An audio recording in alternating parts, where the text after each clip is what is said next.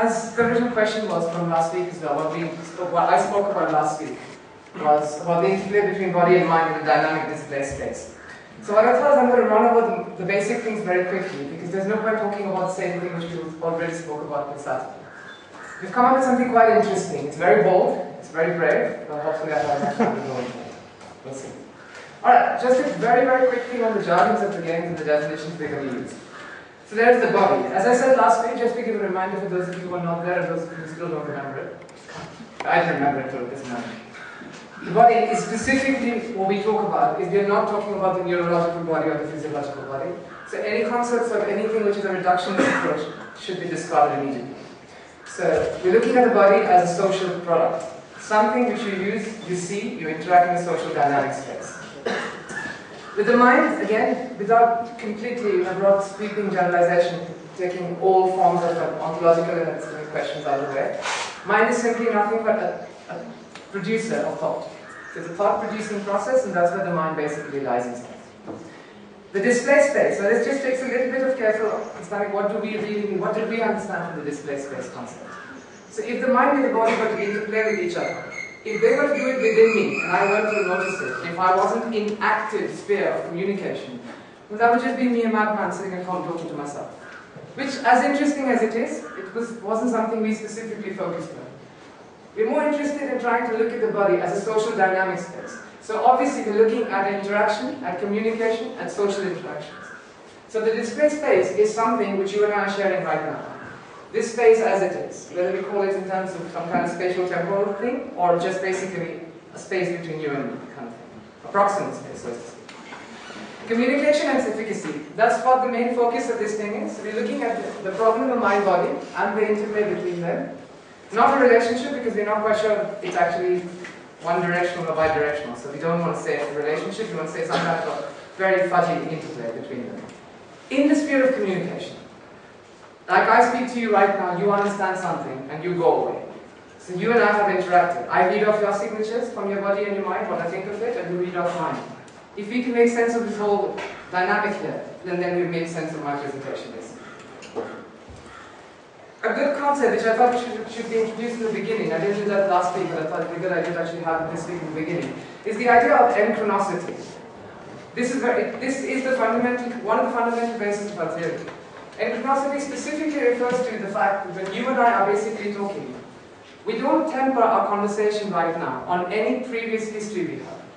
So if I were to call the previous chronological timeline as, say, diachronicity, so, for example, if you and I had a history of talking and you never followed me, if you were to judge me on my last Saturday's presentation, then you probably would not follow much because I haven't changed it. But if you give me a chance and if you listen to me and you actually try, and I actually try as well, then we can have an acrimonious conversation and things will move on from there. You could even have a relationship. Embodied cognition. I think it's been spoken to death in this whole thing, but I think it's still not spoken enough because I think in a week's time everyone's still not sure about what is embodied cognition. So I plan to be the grand seer and tell you all about it.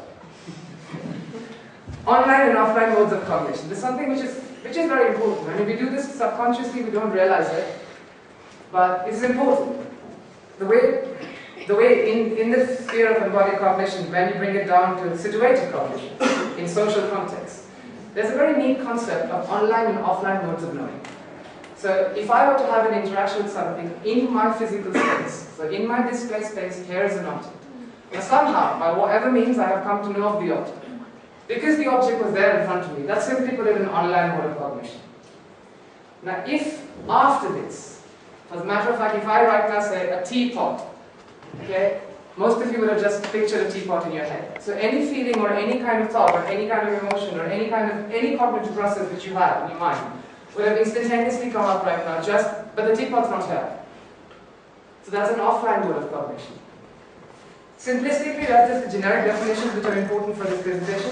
There are more very, very rigorous terms which I thought it would be a very nice thing to sit and write, but really it doesn't work.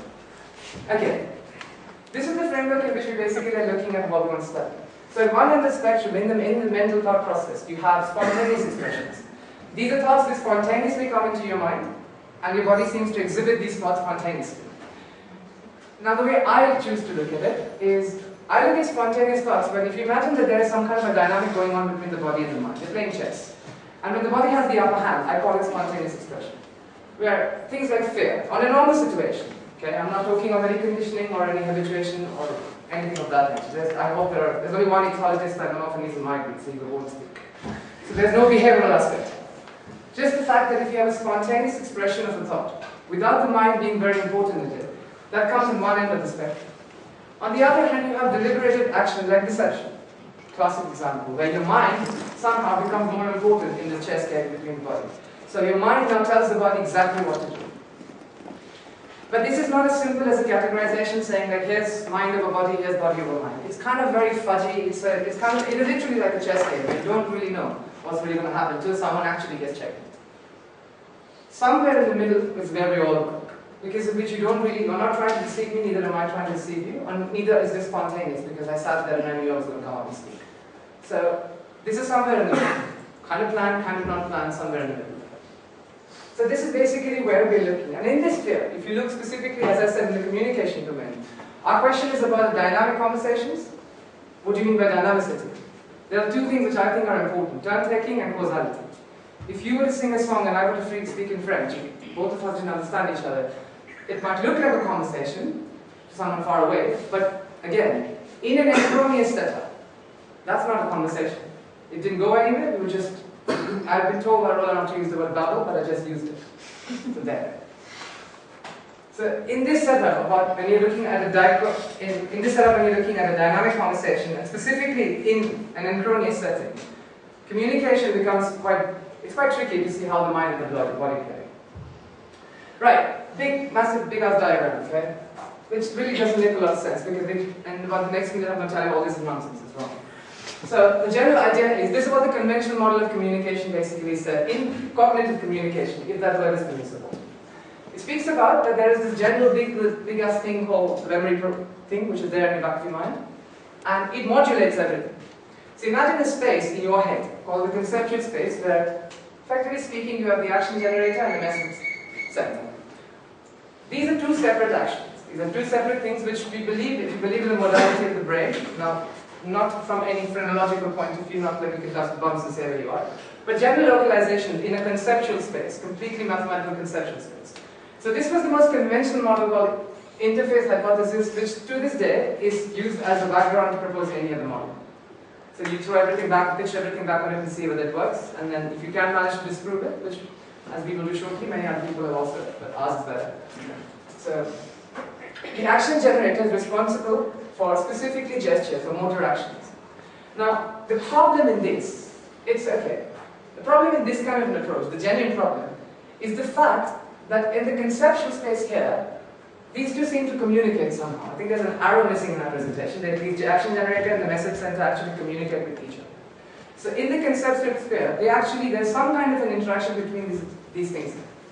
However, when it comes to the actual space of production, in the sphere in which we are, there's a mismatch. They don't communicate. I mean, I can ask you a simple question. Do you actually ever look, from when I'm talking right now, are you consciously paying attention to my voice and to my hands on a separate level? Do you see this separate? Do you actually pay attention to every frame passing through you, saying that, oh, look, his hands went down and he said this, his hands went up and he said this. If I do something iconic, maybe you see it. But in a general conversational setup, co-speech gestures, you don't specifically pick at them, but yet you can somehow understand my disposition by just looking at my entire countenance along with my speech. That is what we propose. This kind of discontinuity which you see between the conceptual space and the production space is something which we don't particularly agree with. So, to answer that, I must say at the outset, there are a couple of other models which are proposed as well. I've gone through those models in my paper quite categorically at 3 o'clock this morning, and I refuted them as best as I could, and I've had 17 cups of tea. So that's very important to mention. But, what we propose is this grand idea of we all are very proud of this thing. So we are basically making a very bold statement here. We are proposing a model in 2 weeks. And we're calling it the comprehensive amodular cognitive pathway. So this is our Salami baby, we created this thing, okay? And we will try and defend it as best as we can, but we don't seem to have a massive amount of internal love for it. So in case you can counter it with a better argument, we'll do that. The first most important thing about this thing is we believe in multi-modality in terms of for effective communication, which I just proved to you. When I said the fact that if you were to look at me and if we were to have an effective communication, you do not isolate the modules. You do not process my gestures and my speech on a separate level.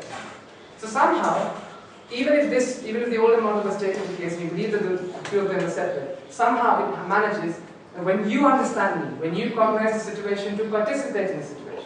Because if you didn't, again, you wouldn't be in an effective communication by our standards. In terms of synchronicity and in terms of dynamic communication, you would not be talking to me, so there would be no communication. So one of the most important things for us is the multimodality in effective communication, which got us thinking about why that model is necessarily wrong. And this idea came up thanks to Rola, I should say, because she very clearly pointed out something, but then we built it up together. The thing which leads us to it, which led us from there, was knowledge acquisition to embodied cognition. This all happened perfectly timed along with how the lectures were going. Because this is when they started talking about embodied cognition. And specifically from my point of view, I know nothing about it. I have no linguistic background, I can't do mathematics. And my world will literally crumble when you stop and talk about embodiedness. It doesn't seem like something which is structurally trained into. But it raises very interesting questions. So that's a very interesting part. About the fact of knowledge acquisition. How do you really know? So we thought simply to quickly link it up to multimodality, because I thought, okay, well, I look at you, even if I were to participate in the conversation, I just make my opinions about you. But you see, the beauty of the body and the mind is inherently inaccessible to me. I do not know your mind. So whether I like it or not, I have to make my judgments based on your body. Which led us on to a very, very interesting thing which was brought to our attention last week. That's where the major question came around. How?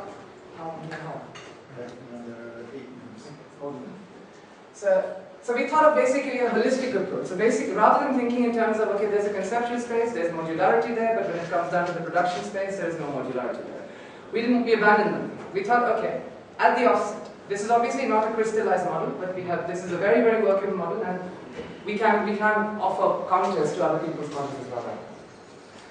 We thought that maybe there's a holistic approach which is more important to answer this question. Something where we take the body and the mind together as a consolidated whole, because we somehow range in the middle of the spectrum, as I explained. Through that thing comes around. And then this is quite simple. I think this has been spoken to so much.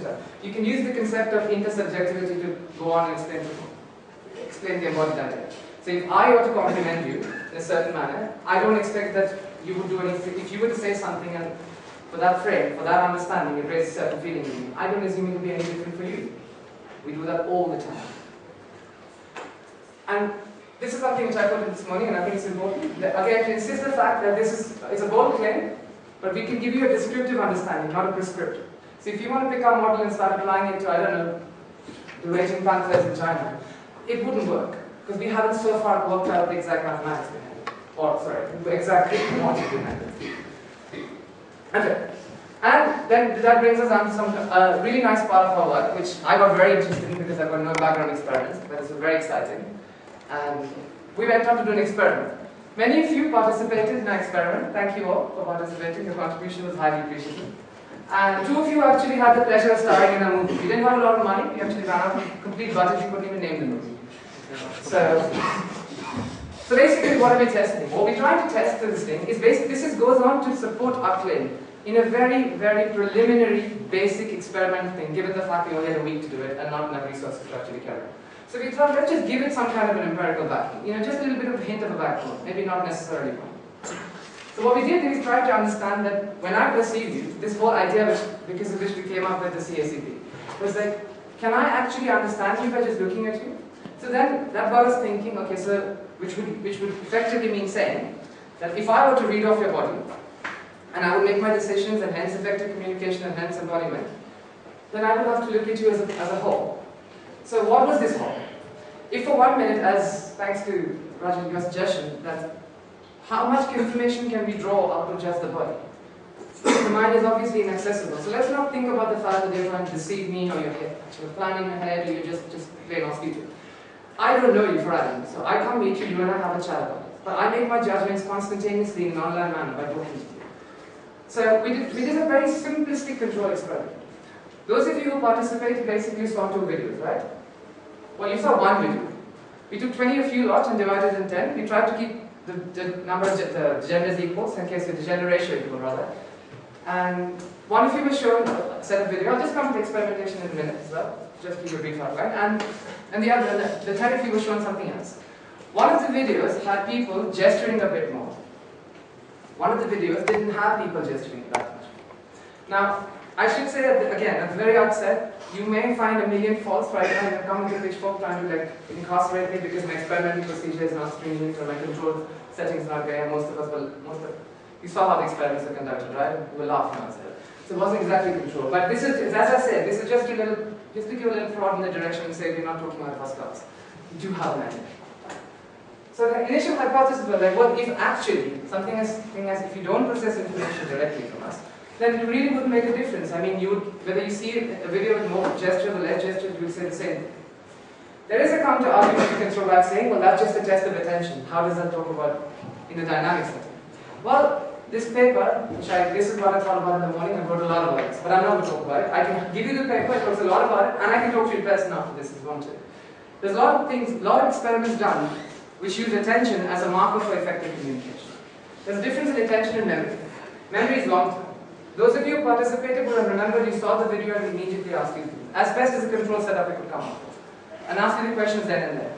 We did not show all the 10 of you the video together and then ask you sequentially, because that would have helped you abstract the information into your mind and create it. So in the best setup we had, we tried our best, and this was the basic gist of it, the flow chart.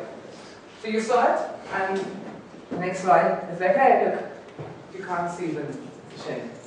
So she's right there. She was a star. She participated. Hello. And he was there as well. So hi. Okay. So these are the two things which you showed people. You had a chance. You said no. So you all lost. Okay.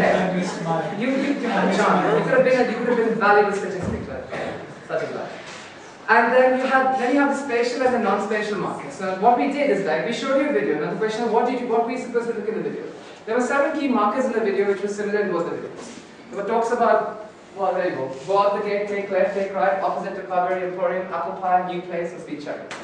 We divided them into spatial and non-spatial. We wanted to ask you questions to elicit simple elicitation. Did you ever catch those markers? Because of the fact the video was more gesture, did you catch these markers or did you not catch these markers?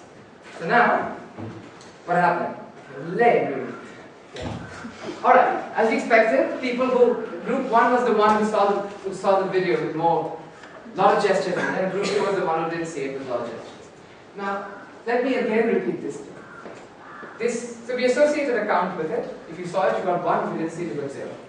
So, obviously there were 7 markers, 10 people, so ideally we expected that both the groups would give us 70, everyone would see everything, and life would be nice and peachy. But it didn't work out for us.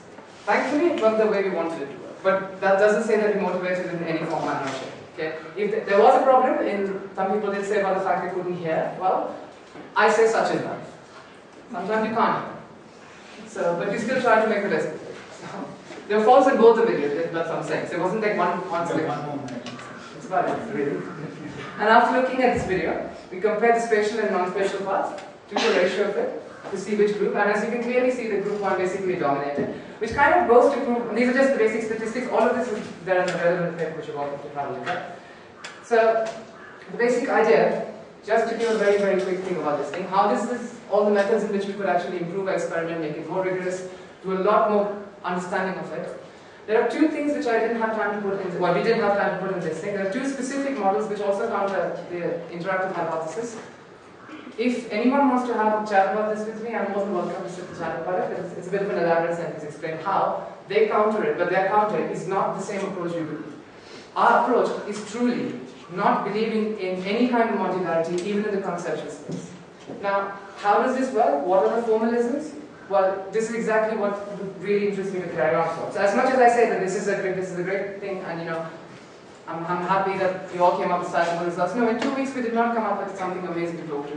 But we've come up with a credible way of understanding a certain thing. And if at all I understand about cognition, if we can even follow this thing and a month later we find out, as I said, that this is probably wrong, and we find out this is wrong, at least we conclusively came up with something of our own, which is what we take pride in. That CACP is I'm very proud of it. So it was something of our own. We will work a little bit more on this as well. I intend to at least. I'm sure my group are there with me to do. We want to do a little bit more things as well. We have loads of ideas. And then we want to see where this leads us. We believe this actually it will work. It will work to a certain degree, maybe not conclusively thoroughly, but it will work. And I thought that was the point of it, in 2 weeks to do something which at least leads you to a possibility to carry on further. So that's really what I have to say. And there's apparently this, so thanks for your patience. I'll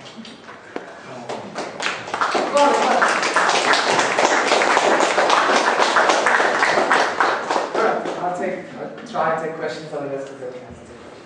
Do you have any questions for me? Oh wow.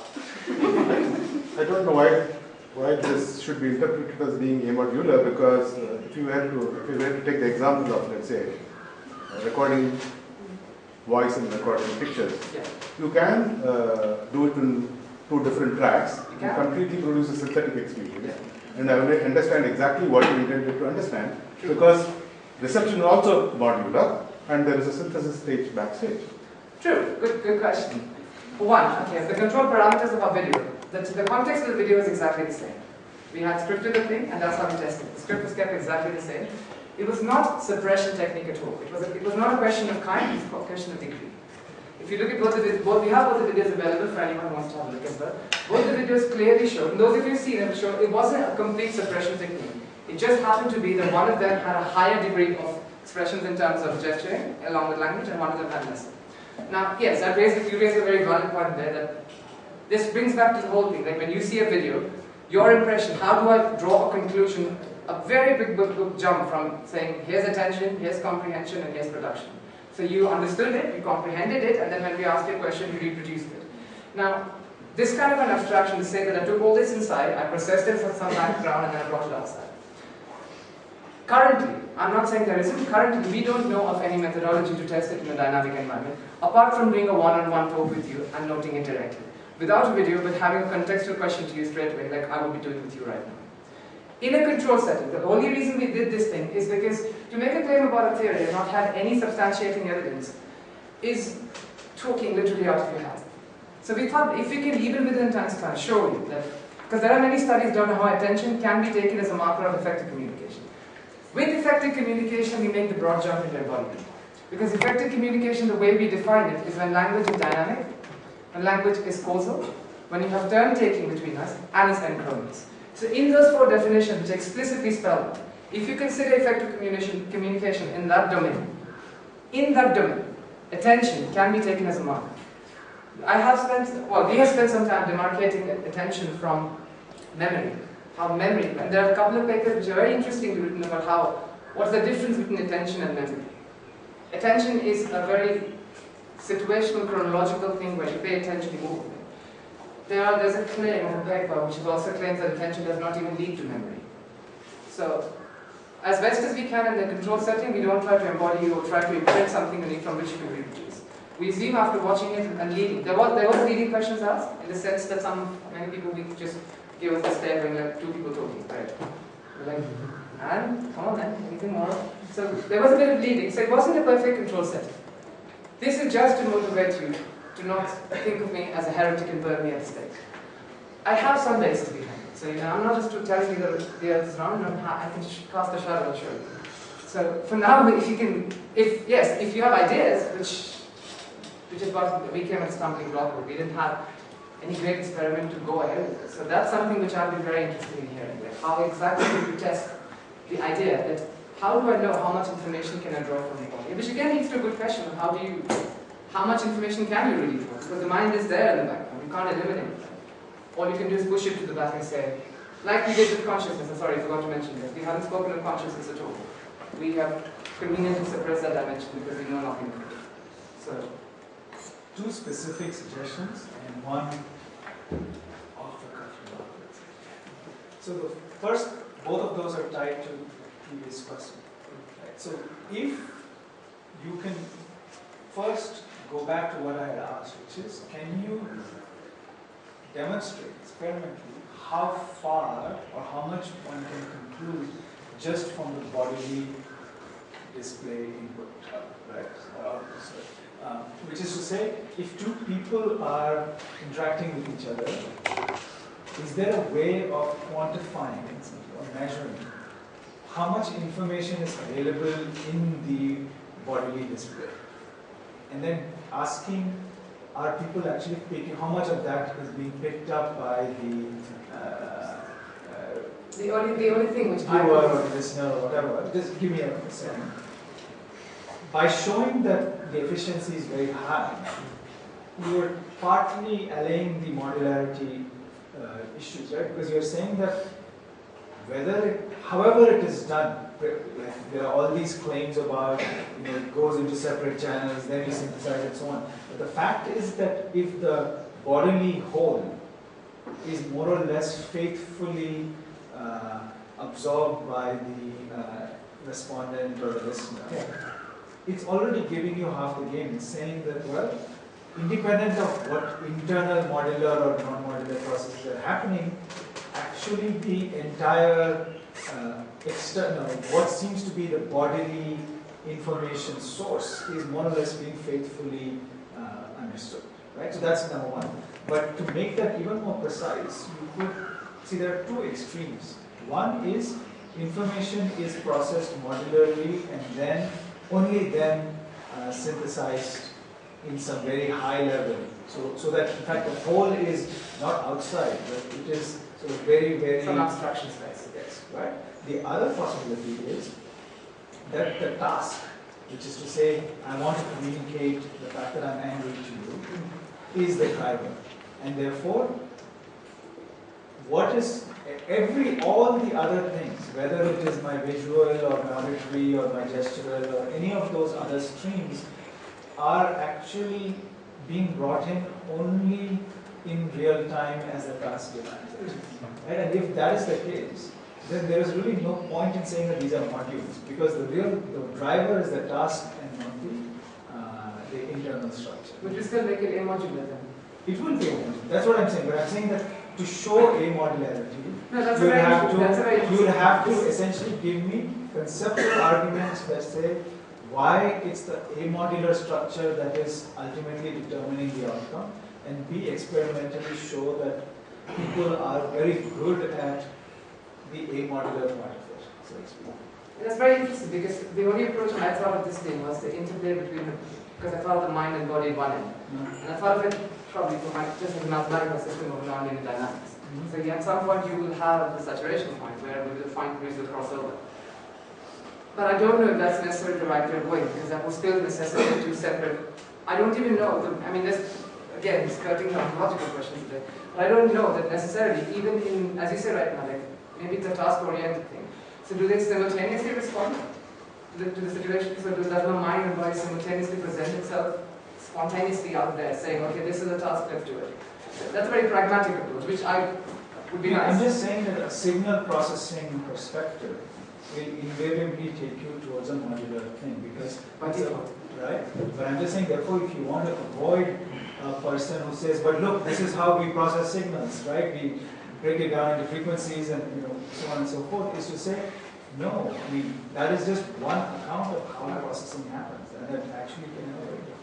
But how would you do it? Maybe you can talk about this later, but this... I mean, so I'd like to talk about the experiments. You need to have both experimental and theoretical ways of saying you don't need to do the parts later.